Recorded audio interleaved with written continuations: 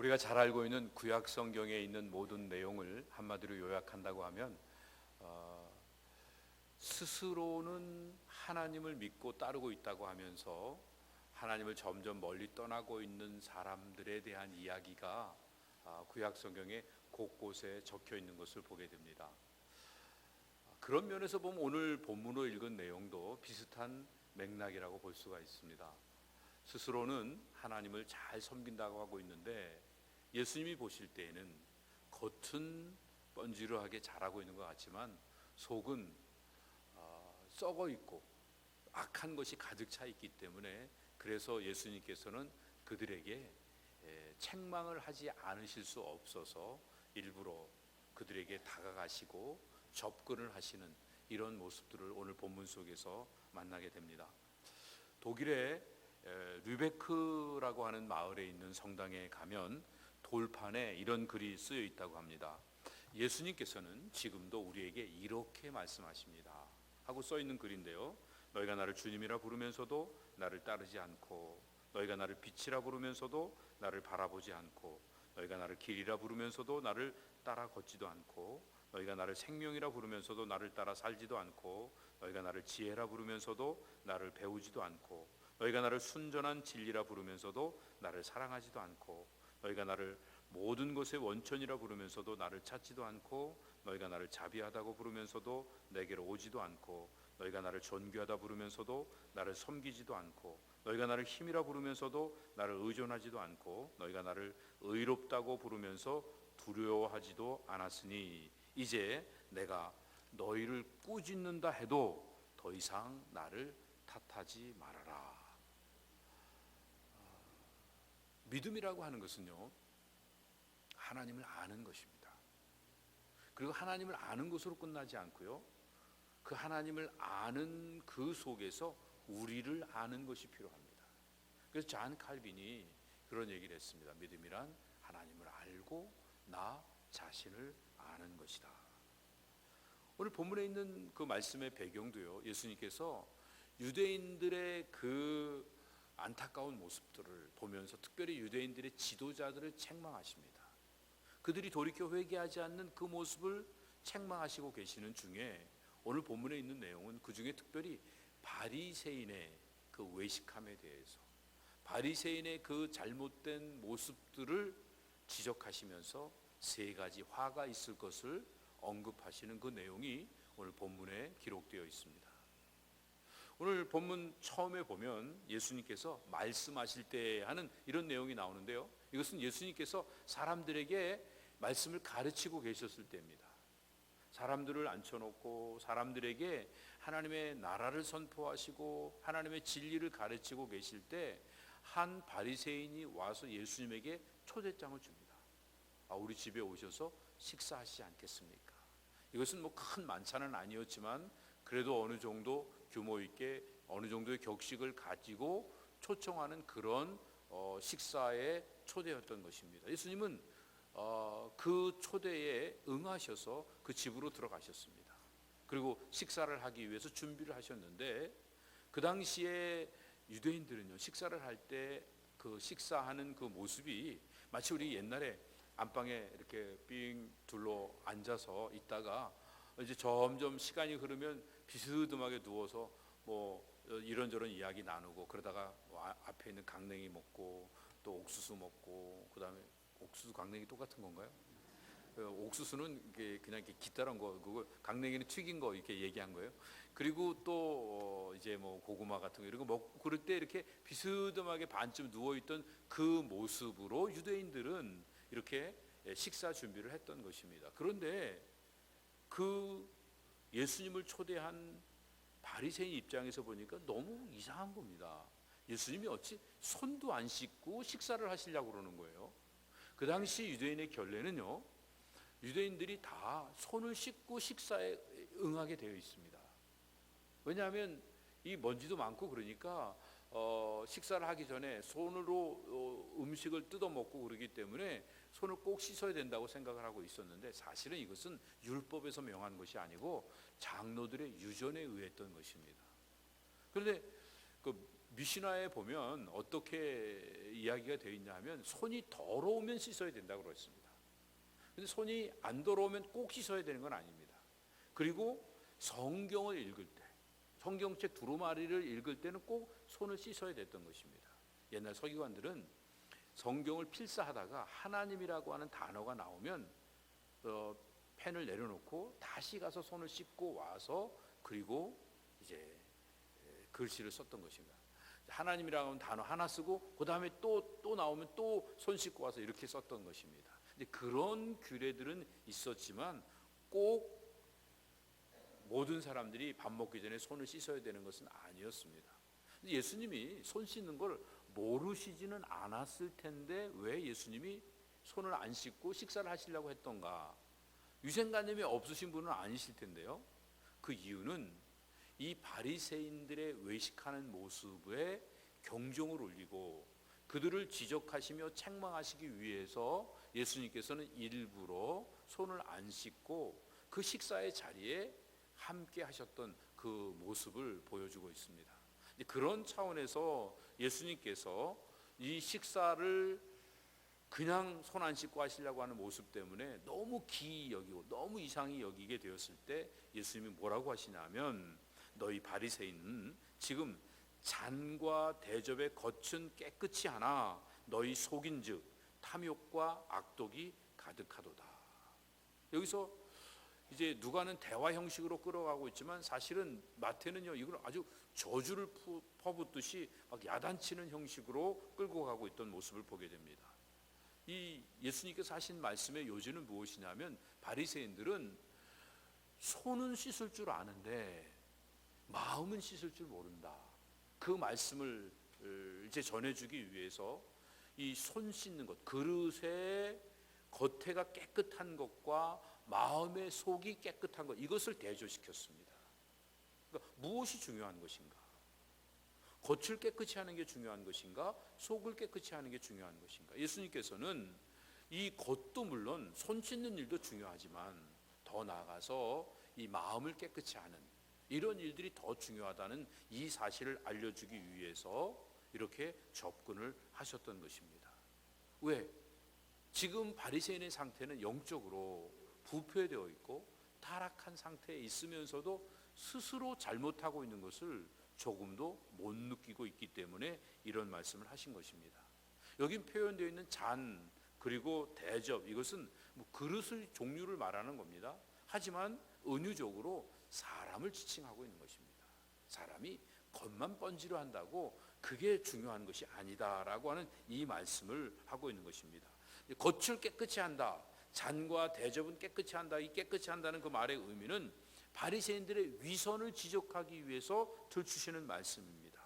그리고 이제 마음속에는 이런 그 탐욕과 악독이 가득하다라고 하는 이 가득하다는 그 의미는 이것이 한 번 꽉 채워 있다가 아니라 이것이 또 없어지면 또 채워지고 하는 계속적으로 채워지는 이 모습을 말합니다. 그런데 여기에 탐욕이라고 하는 단어는 실제로 억지로 누군가의 것을 강탈하고 약탈하고 착취하고 하는 그런 모습을 말하고, 악독이라고 하는 것은 이미 타락한 성품을 말하고 있습니다. 그래서 악을 도모하려고 하고 누군가에게 피해를 주고 자기의 이익을 추구하려고 하는 이런 악한 상태의 모습을 말하고 있습니다. 이런 자들에게 예수님 뭐라고 부르십니까? 어리석은 자들아, 이렇게 말씀하십니다. 왜 어리석은 자들입니까? 여긴 종교적 관습 속에서 신앙의 진수를 놓치고 있기 때문에, 겉에 있는 그 형식은 붙잡고 내용을 놓치고 있으니까 어리석은 자가 될 수밖에 없었던 것입니다. 그러면서 뭐라고 말씀하시냐면 겉을 만드신 분께서 속도 창조하지 않으셨겠느냐. 하나님의 창조론을 말씀하시는데, 이 하나님의 창조론은 육체를 만드신 하나님께서는 우리의 영혼도 만드셨다. 육체를 깨끗이 하는 것으로 하나님 앞에 서 있는 게 아니라 우리 영혼까지 깨끗해져야 하나님 앞에 바로 서 있는 것이라는 것을 예수님이 일깨워 주셨던 것입니다. 바리새인들이 겉을 깨끗이 하는 것으로 끝나지 않고 먼저 속을 깨끗이 해야 하나님 앞에서 그 영혼이 맑아짐으로 육체도 깨끗한 삶을 살 수 있다고 하는 것을 말씀해 주고 있습니다. 그래서 그 방법을 예수님이 그 그들에게 제시하고 계신데 그 내용이 무엇이냐면 41절입니다. 우리 한번 같이 읽어보죠. 시작. 오직 그 안에 있는 것으로 구제하라. 그리하면 모든 것이 너희에게 깨끗하리라. 여기서 내용의 흐름을 보면 조금 이상한 것 같습니다. 그 안에 있는 것으로 깨끗이 하라. 그러면 안과 밖이 모두 다 깨끗해질 것이다. 이렇게 표현되어야 되잖아요. 그래서 어떤 사람들은요, 이 누가가 아람어에 능통하지 못하기 때문에 아람어 해석을 잘못 오역을 해갖고 그래서 깨끗이 하라는 단어를 여기서 표현하고 있는 내용으로 보면 그냥 이 구제하라는 단어를 썼다. 그래서 이 구제하라는 거는 깨끗이 하라는 말이다. 이렇게 할 수 있는데, 그런데 사실은 우리가 놓쳐서는 안 되는 중요한 원리가 뭐냐면 성경은 하나님의 감동으로 된 것으로 성령께서 직접 만드신 것입니다. 그러니까 이렇게 오류가 누가가 실수하더라도 그것까지도 역사하시는 하나님이시기 때문에 그런 차원에서 보면 분명히 하나님의 역사가 분명히 여기에 있는 겁니다. 근데 우리가 어떻게 봐야 자연스러운 것이냐면 누가가 예수님께서 의도하시는 바가 무엇인지를 깨닫고 그것을 의역을 한 것이다. 이렇게 볼 수가 있습니다. 그런 차원에서 본다고 하면 왜 이 속에 있는 것들, 특별히 이제 그 안에 있는 것으로 구제하라 이런 표현을 했는가? 이 속에 있는 것들이라고 하는 것은 어디에 있는 거냐면 잔과 그리고 대접 안에 있는 것들, 잔과 접시에 담긴 것들을 말하고 있습니다. 그런데 그 잔과 대접에 담긴 것으로 뭘 하라는 겁니까? 그것으로 구제를 하라는 겁니다. 근데 예수님께서 뭐라고 말씀하셨죠? 그들 안에는, 바리새인 안에는 악독과 탐욕이 가득 차고 있었다. 이 말씀은 탐욕으로 인하여 남의 것들을 강제로 빼앗고 악독으로 인하여 다른 사람을 죽이고 그것을 그 이익을 취한 그 모든 것들, 자기의 가진 모든 것들이 악한 모습으로 그것을 얻었다 할지라도 그것을 가지고 다른 사람들에게 구제하고 나누는 삶을 살아가면 그것으로 안과 밖이 깨끗해진다. 이 말씀을 주고 있는 것입니다. 이거 말씀을 오해하면 과정이 어떻게 됐든지 간에 번 결과를 가지고 주님의 일을 위해서 쓴다고 하면 그럼 하나님이 영광을 받으시고 그리고 모든 게 선해진다. 그러니까 우리가 악착같이 이렇게 모같이 벌어갖고 어떻게 쓰자 뭐 이런 어떤 표현들을 여기다가 연결시킨다고 하면 우리가 오해하고 있는 것입니다. 예수님이 그런 말씀을 하시는 게 아닙니다. 예수님께서 하시는 말씀은 이 삭개오가 예수님을 만나고 난 다음에 지금까지 내가 한 일에 대한 잘못을 뉘우치면서 내가 지금까지 얻은 것들은 악독과 탐욕으로 얻은 것이기 때문에 이것은 내가 가져야 될 것이 아니고 다시 돌려줘야 될 것이다. 이런 생각 속에서 당연한 마음을 가지고 도둑질한 것을 4배나 갚고 자기의 있는 재산을 절반이나 나누는 일을 했던 것 같은 그 일로 인하여서 주님이 사랑으로 그 삭개오와 함께 하시는 그 은혜를 온전히 받아 누려서 안과 밖이 다 깨끗해지는, 그가 구원받고 사람들에게도 사랑받는 사람으로 변화되어지는 이 놀라운 역사가 있었던 것 같은 그런 차원에서 누가가 접근을 하며 이야기를 하고 있는 것입니다. 그런데 우리가 이것을 오해한다고 하면 우리의 과정은 어떻든지 간에 결과만 좋으면 되고 어떻게 벌었든지 간에 하나님 앞에 헌신만 하면 된다, 이렇게 생각하면 이것은 우리가 잘못 오해하고 있는 것입니다. 오늘 예수님께서 이 말씀을 주신 것은요, 바리새인들은 지금까지 속에 이 탐욕과 악독으로 가득 차 있었기 때문에 뭘 해도 다른 사람 것들을 강제로 빼앗는 모습이었습니다. 다른 사람을 죽이고 자기를 유익하게 하기 위해서 이기적인 욕심을 부리는 이런 삶을 살았던 것입니다. 그런데 그것을 후회하고 안타까워하면서 그 얻어진 것들을 가지고 남에게 구제하고 흩트는 이 구체적인 삶을 살아가게 될 때 진정한 회개, 삶의 변화된 그런 돌이킴, 이것들을 통해서 안과 밖이 깨끗해지는 이런 놀라운 역사가 있을 것을 말하고 있습니다. 그런데 여기에 보면 그리하면이라고 하는 이 접속사를 썼는데 그 다음에 뭘 썼냐면 이두라고 하는 보라, 영어에 말하면 behold라고 하는 단어를 썼습니다. 그런데 우리말 성경에 번역을 안 해놨긴 했지만 이것이 감탄사입니다. 봐라, 놀라운 일이 일어날 것이다. 무슨 일이 일어나느냐? 우리는 전혀 상상도 할 수 없는, 내가 악하게 벌은 것을 후회하면서 벌은 것들을 가지고 다른 사람을 구제하고 나눠주는 삶을 살아가는 그 순간에 우리가 기대치도 못했던 놀라운 일이 일어나는데 우리의 속도 깨끗해지고 우리의 겉도 깨끗해질 것이다. 우리가 구원받고 우리가 주님 안에서 행복한 복된 삶을 살아가게 될 것이다 하는 이 사실을 누가가 이야기하고 있는 것입니다. 그러면서 그 자리에 서지 못하고 여전히 자기의 모습을 합리화시키려고 하고 자기의 가진 것들을 움켜쥐고 살려고 하는 이 바리새인들에게 화가 있을 것을 세 가지로 말씀하고 있습니다. 그 첫 번째가 뭐냐면, 어떤 사람들에게 화가 있을 것을 말하냐면 율법의 근본 정신인 사랑은 저버리고 그리고 이 형식적인 껍데기만 갖고 있는 이런 자들에게는 화가 있을 것이다, 이렇게 말씀하셨습니다. 42절 같이 한번 읽어봅니다. 시작. 화 있을진저 너희 바리새인이여, 너희가 박하와 운향과 모든 채소의 11조는 들이되 공의와 하나님께 대한 사랑은 버리는도다. 그러나 이것도 행하고 저것도 버리지 아니해야 할지니라. 여기서 화 있다고 하는 이 표현을 예수님이 저주하시는 것으로 오해하면 안 됩니다. 이것은 예수님께서 그 가슴 아픈 일을 보면서 슬퍼하시며 경고하시는 내용이에요. 가능하면 돌이키라고 하시는 이런 말씀인 거예요. 왜 바리새인들이 이렇게 정죄를 받게 됩니까? 그 이유는 한 가지입니다. 하는 모든 일들이 자기가 중심되어 있기 때문에 그렇습니다. 여러분, 무슨 일을 하든지 내가 중심되어 있는 일들은요, 지금은 문제가 없는 것 같지만 나중엔 결국은 악의 구렁텅이에 빠지게 됩니다. 지금 연약해도요, 부족해도 하나님이 중심이 되어 있으면 결국은 의와 선을 드러낼 수 있게 되는 것입니다. 결국 바리새인의 문제가 자기가 중심되어 있어서 자기 중심으로 11조를 드립니다.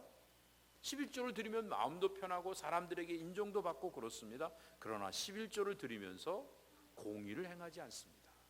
하나님의 사랑을 저버렸습니다. 그러다 보니까 무슨 11조는 여기에 표현되어 있는 대로 이제 운향과 박하까지 11조를 하고 있습니다. 박하와 운향은 11조 목록에서 제외되어 있는 것들입니다. 근데 그것까지 11조를 하는 거예요. 더군다나 채소도 어떤 특정한 채소는 뭐 11조를 하는, 예를 들어서 배추, 무, 이건 11조를 할 수 있지만 상추, 그다음에 미나리 뭐 이런 건 11조를 하기가 어렵잖아요. 그렇죠? 그러니까 그런 거는 아니란 말이에요. 그런데 모든 채소를 통틀어 갖고 11조를 드리면서 전체적으로 중압감을 주고 있는 거예요. 이 얘기를 하다 보니까 제가 전도사 때 생각이 나는데, 전도사 때 결혼하고 얼마 안 됐는데 생일이었던 것 같아요. 제 생일 때 주일학교 교사들 또 우리 집사님들 뭐 권사님들 몇 분이서 이렇게 양말, 그다음에 난닝구라 그래요? 뭐라 그러죠? 런닝샤스 이런 것들 이렇게 선물로 주신 적이 있었어요. 그래갖고 그걸 선물을 받아갖고 제가 이제 제 아내한테 이거 얼마인지 좀 알아보라고 시장 가서 뭐 하려고 그러냐. 그래서 이거 11조를 내야 되니까 양말이 얼마짜리인지 좀 알아갖고 오라고. 그랬더니 제 아내가 받았던 걸 이렇게 툭 내려놓으면서 이제 뭐 당신이 어디 이렇게 가는데 뭐 밤에 늦었으니까 신방 다니다 보면 어떤 권사님들이 아이고 버스 타고 가지 말고 늦었으니까 택시 타고 가세요. 그리고 2,000원도 주고 3,000원도 주시고 뭐 그럴 때 거기에서 뭐 200원 300원 그 11조 하는 거는 내가 그냥 받아들이고 그건 했는데 양말까지 11조를 한다고 하는 거 이건 너무하지 않느냐. 그러면서 이렇게 딱 내려놓고 저를 멀뚱멀뚱 쳐다보더라고요. 근데 저는 그때 다시 제 아내를 어떤 눈으로 쳐다봤냐면 아직 3호로 준비가 안 되지 않았나, 그런 눈으로 이렇게 제가 집에 가서 운전할지 모르겠는데요. 예, 그렇게 이렇게 약간의 비하하는 그런 눈초리로 제 아내를 바라보고 대했던 이런 과거의 모습이 있습니다. 아마 이 바리새인들도 그러지 않을까 싶어요. 자기는 박하와 운향까지 11조를 드린다. 그리고 채소까지도 하나하나 다 미나리도 하나하나 세가면서 상추도 한 입 한 입 다 세갖고 11조를 드린다는 것을 가지고 그렇게 안 하는 사람들을 보면 아니 저 신앙이 있는 거야 없는 거야? 저 바르게 믿는 거야 아닌 거야? 그러면서 밑으로 내리깔고 깔아보고 그다음에 좀 우습게 보고 하는 이런 일들을 행하고 있지 않았을까 싶어요. 그래서 예수님께서 11조를 드린다고 하면서 공의를 저버리고 하나님의 사랑을 무시하고 살고 있다 이렇게 말하고 있습니다. 여러분 11조를 왜 드리는 겁니까? 율법이라 드리는 겁니까? 복 받으려고 드리는 겁니까? 사실은 하나님의 명령을 따라 우리가 서로 사랑하기 위해서 11조를 드리는 거 아닙니까? 11조를 통해서 우리가 평균케 되어지는 것입니다. 어떤 사람은 많이 받고 어떤 사람은 적게 받고 어떤 사람들은 모든 것들이 넉넉하고 어떤 것들은 궁핍할 수 있습니다. 그럼에도 불구하고 하나님이 주신 것 중에 10분의 1을 공동체에 함께 드려서 그것을 사용하게 될 때 우리가 평균케 되어지는 겁니다. 그리고 우리에게 주어진 것들을 가지고 이웃들에게 나누는 삶을 살아갈 때 이웃과 평균케 되어지는 하나님의 은혜를 받아 누릴 수 있게 되어지는 것입니다. 이런 차원에서 이게 공의인 것입니다. 그런데 이 공의는 저버리고 11조를 했기 때문에 누구보다 내가 더 열심인 거고 내가 더 인정받아야 되고 더 존경받아야 된다고 생각한다고 하면 그것은 마땅히 화받을 자리에 있는 거다. 바리새인들이 왜 화를 당하게 되는가? 이렇게 공의와 사랑을 저버리고 이 형식 11조만 붙잡고 있기 때문에 이렇게 화를 입을 것이다 라고 이렇게 말씀하십니다. 그래서 뭐라고 말씀하시냐 하면 그러나 이렇게 할지니라. 여기에서 보면 할지니라 이런 표현은 이것도 버리지 아니하여 할지니라 이것도 저것도 버리지 아니하여 할지니라는 표현은요 반복적으로 계속하라는 얘기입니다. 11조도 드리고 공의도 행하고 그러니까 어떻게 보면 공의를 행하면서 11조를 드리고 11조를 드리면서 공의를 행하고 사랑을 행하는 이런 일들을 끝까지 하라고 예수님께서 말씀을 주신 것입니다. 자, 또 왜 바리새인들에게 두 번째 화를 말씀하셨을까요? 저들은 겸손을 버리고 교만한 마음을 가지고 사는 자들이었기 때문에 화가 있을 것이라고 말씀하셨습니다. 43절 같이 읽습니다. 화 있을진저 너희 바리새인이여 너희가 회당의 높은 자리와 시장에서 문안받는 것을 기뻐하는도다. 기뻐한다고 하는 그 말은요 아가파오에서 파생된 말이에요. 아가파오가 뭐죠? 아가페, 사랑한다는 말이에요. 뭘 사랑하는 겁니까? 높은 자리 가는 거 사랑하고 사람들한테 인사받는 거 사랑하는 거예요. 그거 사랑하지 않는 사람 별로 없잖아요. 우리에게도 주는 경고예요. 그 회당에서 제일 높은 자리가 어디죠? 우리 강대상이에요. 이렇게 설교하는 자리가 제일 높은 자리잖아요. 그러니까 막 사람들한테 가리키고 야단치고 이러는 거 좋아하고 자기는 돌아보지 않는 거. 그게 바로 화 받을 그 조건이 되는 겁니다. 그 다음에 더 나가서 인사받는다고 하는 건 존경의 표시 아니에요? 모든 사람에게 존경과 사랑을 한 몸에 받기를 원하면서도 다른 사람은 존경하지 않는 거. 이거는 화 받을 조건이 되어지는 것입니다. 그래서 이렇게 종교적인 그 명예의식이나 또 권위의식에 사로잡혀 갖고 있는 이런 모습들을 예수님께서 책망하시면서 그 자리에 있지 않도록 조심하라고 말씀을 주신 것입니다. 우리도 세상 영광만 추하다 보면 어느덧 나도 모르게 내가 누군데, 내가 목사인데, 장로인데, 권사인데, 내가 누군데 그러면서 권위의식을 드러내게 되고 자꾸 누군가에게 인정받고 칭찬받고 나는 욕 안 먹고 항상 좋은 역할만 하려고 하는 명예욕에 끌려다니는 안타까운 자리에 맴돌기 쉽습니다. 그러지 않기 위하여서 오늘 말씀을 우리가 주의해서 들어야 됩니다. 자, 그럼 세 번째, 왜 바리새인들에게 화가 있을 것을 말씀하셨는가? 그들은 진실을 버리고 외식함으로 이 속이 부패되었기 때문에 그렇습니다. 44절 읽습니다. 시작. 화 있을진저 너희여 평토장한 무덤 같아서 그 위를 밟는 사람이 알지 못하느니라.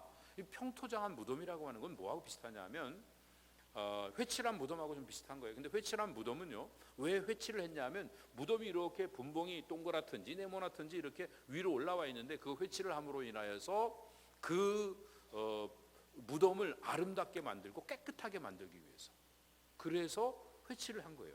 그런데 이 평토장을 했다고 하는 것은 평평하게 흙을 덮었다고 하는 이유는 뭐냐면 사람들이 거기가 무덤인 줄 잘 모르게 만드는 겁니다.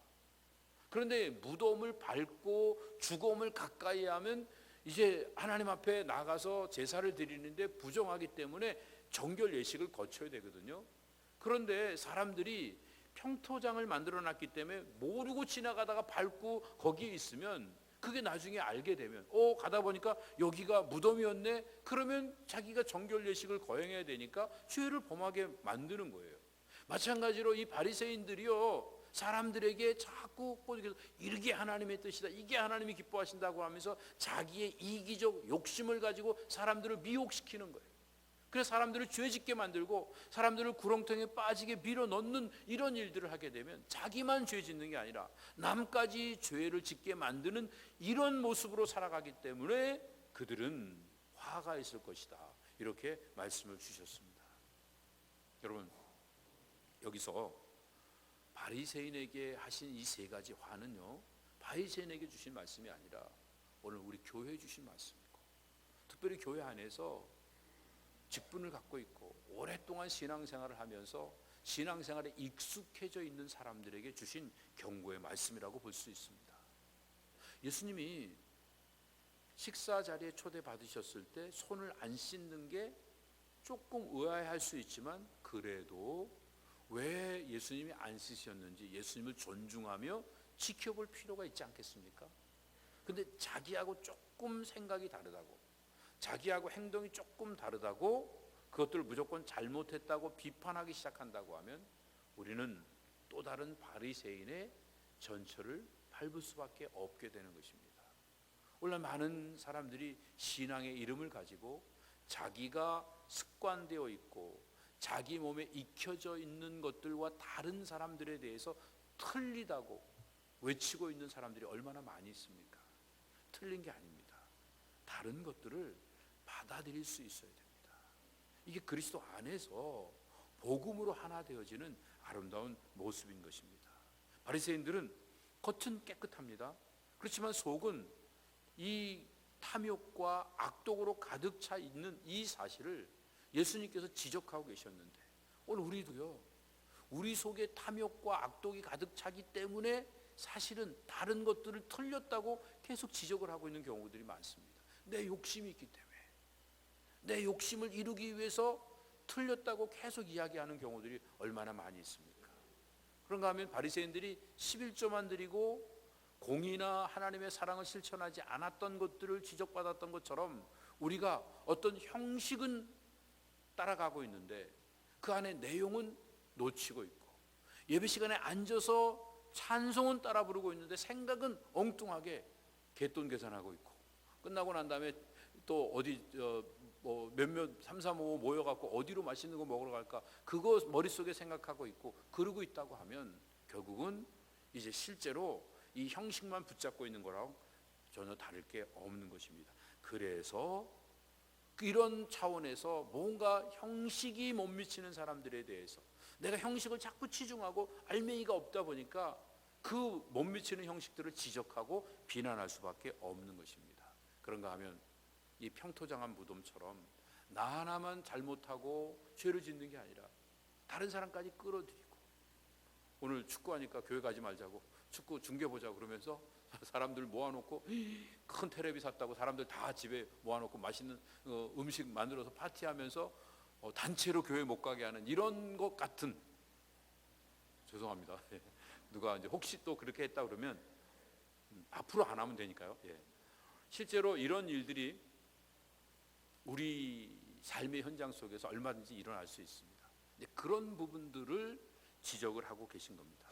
이제 그런 모습들을 갖고 살고 있기 때문에 내가 누군가 다른 사람들에게 미혹시키는 일들을, 내가 잘못하고 있는 걸 합리화시키기 위해서 다른 사람들을 더 끌어들이는 일들을 하고 있기 때문에 나하고 다른 사람들을 받아들이지 못하고 틀렸다고 지적하고 있는 이런 일들이 얼마든지 있을 수 있는 것입니다. 그런데 예수님께서는요, 한 바리새인의 집에 초대받으셨을 때 통렬한 책망을 하셨습니다. 근데 그 책망이 그 바리새인에게 하신 게 아니라 오늘 우리에게 하신 겁니다. 오늘 저에게 하셨고 여러분에게 하신 것입니다. 무엇을 책망하신 겁니까? 우리의 형식주의, 우리의 권위주의, 우리의 외식주의를 주님이 책망하고 계신 것입니다. 왜 우리가 점점 형식에 치우치게 되는가? 생명력을 잃어버리면 그렇습니다. 이 생명의 능력이 얼마나 아름답고 복되어집니까? 그 은혜에 감격하면서 주님 앞에 예배를 드리지 못하면 예배의 형식에 치우쳐서 오늘 뭐 빼먹었는데, 오늘 찬송가 3절 빼먹었는데, 그러면서 그것 때문에 바드가 돼갖고 예배를 끝까지 가지도 못하고 중간에 모든 것들을 다 이렇게 다 망가뜨리는 안타까운 일들이 생길 수 있습니다. 권위주의가 왜 생깁니까? 사랑이 결핍되면 자꾸 권위를 내세우게 됩니다. 여러분, 할아버지가 사랑하는 손주가 수염 잡았다고 이놈 무엄하다 그러지 않잖아요. 너 착하다 그러고 어이구 그러면서 이제 그 아이하고 막 놀고 그러죠. 왜? 사랑하니까. 사랑하는 사람 앞에는 권위를 내세울 일이 없는 거 아닙니까?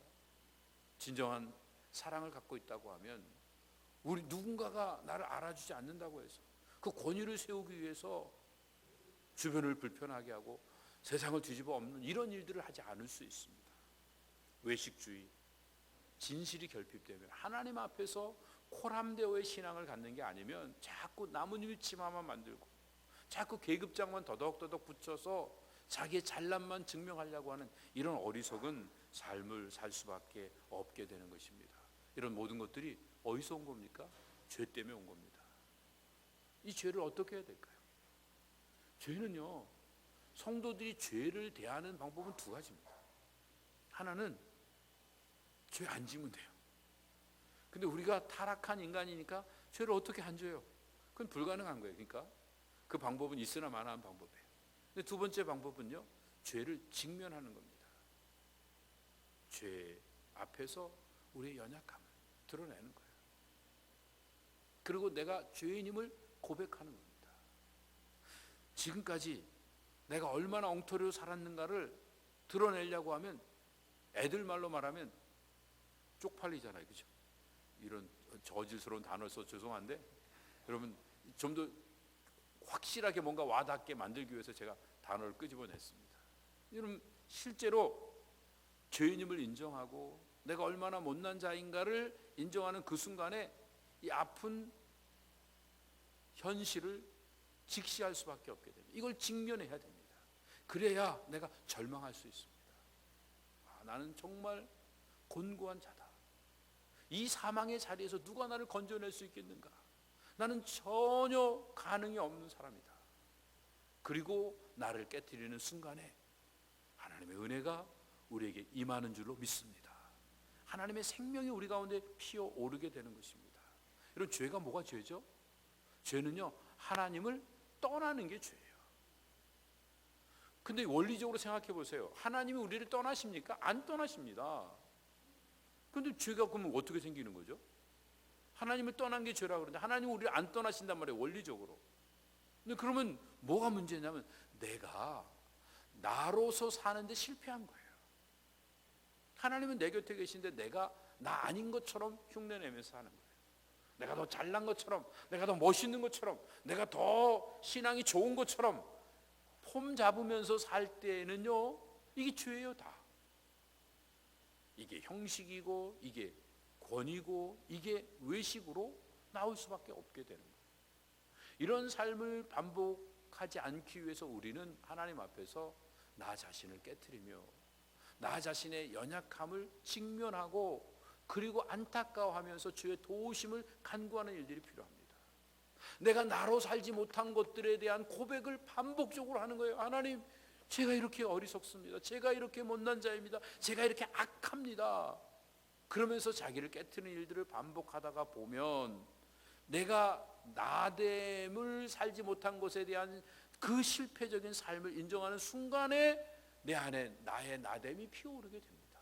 내가 지금 나의 모습으로 만족하게, 못 배웠으면 좀 어떻고, 못 가졌으면 좀 어떻고, 사람들보다 비교해서 못났으면 어떤가, 그러면서 그 안에서 내가 나로서 피어오르는 그 삶을 살게 될 때, 그때 하나님의 은혜를 체험하게 됩니다. 나의 다 된 것은 오직 하나님의 은혜로라. 그 하나님의 은혜를 체험하면서 삶을 살아가다 보면 나도 모르게 주님을 닮아가게 되죠. 주님을 닮아가면 주님처럼 용서도 할 수 있고, 주님처럼 사랑도 할 수 있고, 주님처럼 따뜻하게 품어줄 수도 있는 거죠. 그러니까 그 속에서 사랑의 열매가 풍성히 맺혀져서 우리가 있는 그 자리에 하나님의 영광이, 하나님의 그 형상이 드러나는 이런 복을 누릴 수 있게 되는 겁니다. 신앙의 기초는 생명력에 있습니다. 그런데 자꾸 외식하면요, 이 생명력이 줄어들어요. 이 생명의 능력이, 생명의 기운이 없어지는 거예요. 살았지만 실상은 죽은 자가 되어버리는 거란 말이에요. 그런데 우리가 주님 안에서 이 생명력을 가지고 주님 앞에서 진실되게 삶을 살아가다 보면 어느덧 삶의 능력은 놀랍게 나타납니다. 근데 이 진실이 가려지는 순간에 우리에게 거짓이 드러납니다. 거짓을 자꾸 앞세우는 그 이유는요, 하나님하고 멀어지기 때문에 그렇습니다. 하나님하고 멀어진 증거가 내가 거짓말을 하고도 아무 불편이 없는 거예요. 거짓말을 하고도 야, 내가 멋지게 거짓말했다. 아무도 모르는구나. 야, 난 대단한 사람이다. 누구도 모르게 다 내가 모든 사람을 다 속여 먹었다. 이게 얼마나 안타까운 겁니까? 하나님과 이렇게 멀어져 있는, 양심이 마비되어 있는 삶을 살아가는 자들, 이런 사람들에게 주님이 말씀하십니다. 하나님의 공의와 사랑을 가지고 행하라. 신앙의 행동 강력은 바로 겸손과 사랑입니다. 자꾸만 교만해지고 누군가를 증오하고 있다고 하면 내 안에 하나님의 말씀이 살아있지 않은 증거인 것입니다. 이게 공동체적인 삶으로 우리가 사랑으로 연합해서 하나 되어지면 서로 따뜻한 체온을 교감해 갈 수 있습니다. 추운 날씨에 따뜻하게 서로 교감하게 되어질 때, 그럴 때 우리는 살 맛을 느낄 수 있게 됩니다. 어떻게 해요? 서로 겸손하게 낮아지면서 사랑으로 서로의 필요를 채워주는 이런 일들을 하는 겁니다. 겸손은 섬김의 기본 자세이고, 사랑은 섬김의 실천 능력이 되어지는 것입니다. 그런데 우리가 오만하고 독선에 빠지게 되면 스스로 부패하게 되고 악독이 가득 차고 나만 악한 일에 빠지는 게 아니라 평토장 무덤처럼 되어서 다른 사람을, 그 무덤을 밟아서 다른 사람이 죄에 빠지도록 만드는 이런 안타까운 모습을 계속 반복하게 되는 것입니다. 우리 안에 성령이 역사하셔서 우리 안에 이 아름다운 생명이 꽃피어질 수 있도록 이제는 좋은 선택을 하며 삶을 살아야 됩니다. 이제는 우리가 분명히 선택하는 그런 시간으로 우리의 삶을 다시 한번 도전시켜야 됩니다.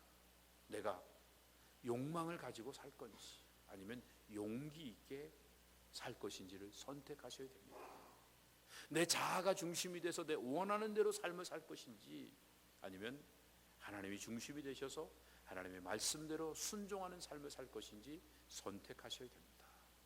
더 나아가서 이제는 내 마음에 안 드는 사람들, 나에게 불편을 주는 사람들 다 잘라내고 미워하고 단절하면서 인생을 살 것인지, 여전히 그 사람들을 대하기 힘들고 그 사람들이 우리에게 불편을 주고 있지만 그럼에도 불구하고 사랑으로 품어주면서 용서하면서 하나 되는 삶을 추구하며 살 것인지 내가 선택할 수 있습니다. 생명력이 없는 신앙, 사랑이 없는 신앙, 진실이 없는 신앙은 결국 화를 당하게 되고 저주의 멸망에 처할 수밖에 없게 되는 것입니다. 구약에는 선지자들을 통해서 옛적에 말씀하셨습니다. 신약에서는 말씀이 육신이 되어 우리 가운데 거하고 계십니다. 이제 성령이 우리 가운데 역사하시면서 우리를 끌어가고 계십니다. 이제는 성령 안에서 용기를 가져야 됩니다. 그리고 하나님의 말씀대로 순종하는 결단을 하셔야 됩니다. 그리고 실제적으로 사랑으로 교통하기 위해서 자기를 겸손히 낮추어가는 이런 삶을 살아야 됩니다. 그때 주님의 생명이 우리 가운데 풍성히 임하게 됩니다. 그러면 우리는 평토장한 무덤처럼 다른 사람을 미혹시키는 사람이 아니라 이 무덤에 갇혀 있고 악독과 그리고 이 세상에 썩어진 그 부패된 모습 때문에 점점 죽어가고 있는 영혼들에게 참 생명을 전해주면서 참 사랑을 전해주면서 그들도 주님 안에서 진정한 행복을 느낄 수 있도록 이렇게 변화시켜주는 이런 놀라운 삶을 우리가 전해주며 살 수 있게 되는 것입니다. 사랑하는 배단위 성도 여러분, 이제 우리가 해야 될 일은요, 주님 앞에서 진실되게 사는 겁니다. 모자라도 괜찮습니다. 부족해도 괜찮습니다. 잘못해도 괜찮습니다. 하나님 앞에 진실되게 나의 연약함을, 나의 죄악됨을 고백하고 나오면 됩니다. 그리고 주님의 도우심을 간구하는 순간에 내가 깨어지고 주님의 은혜가 임하여서 주님 닮아가고 주님처럼 사랑하며 용서하며 살아가는 그 순간, 다른 사람들에게 내가 지금까지 악한 일들로 모아놓은 것들을 가지고 내 인격이나 내 재산이나 내 모든 삶의 지위나 이런 것들이 세상의 악으로 만들어진 것이라 할지라도 주님의 사랑을 기억하면서 주님의 은혜를 나눠주기 위해서 주변의 사람들에게 이 사랑을 나누어가는 삶을 살아가게 될 때, 흩어 굳이 않은 일들을 내 가진 것들, 작은 것들을 통해서 구체적으로 실천하는 삶을 살아가게 될 때 우리 안에 깨끗한 하나님의 나라가 임하게 되고 우리 밖에 그 하나님의 풍성한 은혜가 넘쳐지는 안과 밖이 정결하게 되는 놀라운 축복이 임하게 될 줄로 믿습니다. 이 놀라운 축복을 받아 누리면서 이 축복을 땅끝까지 증거하는 일들을 위해 우리 삶을 주님 앞에 드리기 위해 오늘도 주님 앞에 한 걸음 더 나가 진실된 삶을 살아가기를 주님의 이름으로 축복합니다. 자비하신 아버지 하나님, 은혜와 사랑 감사합니다. 주님 앞에 진실되기를 원합니다. 그런데 여전히 거짓되고 여전히 부패한 모습을 가리기 위해서 안간힘을 쓰고 있는 이 못난 자아를 봅니다. 이 자아가 주의 말씀 앞에 깨어지도록 성령님 역사하여 주시옵소서. 그래서 깨어진 자아에 하나님의 말씀이, 하나님의 성령이 부어지는 역사가 이 시간 임하시도록 말씀을 들은 모든 심령에게 하나님의 은혜를 부어주시고 주님을 찬양할 주의 백성들에게 성령의 역사를 부어주시옵소서. 주 안에서 하나 되어지고, 그래서 우리의 가진 것들을 우리가 부끄럽지만 연약하지만 정말 이웃들에게 나누고 섬기는 일들을 통해서 안과 밖이 깨끗하여 하나님의 영광을 드러내는 복된 모습으로 남은 인생 살아갈 수 있는 배단위 모든 성도들 다 되기를 간절히 구하오며 예수님의 이름으로 기도드립니다. 아멘. 함께 자리에 일어나셔서 찬양 올려드립니다.